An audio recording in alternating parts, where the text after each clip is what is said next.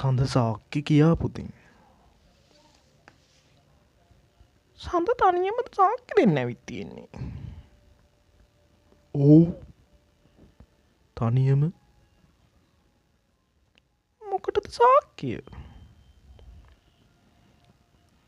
කඳුළු බින්දු දෙකක් හොරාගත්තට. හිරු දෙවියන් හිරු මුදුනින් වඩිනතුරා. ඔව් වඩිනතුරු සඳ සාක්කි දෙයි. ඇත්තටම කවුද හොරා? හොරු සමග හෙළුවෙන් හිටගත්තු අය තමයි වැරදිකාරයෝ. ඉතින් කවුද ඒ? අපි නම් නෙමෙයි. සඳුගෙන් අපි ආමු. ඔව් සඳ සාක්කි දෙයි.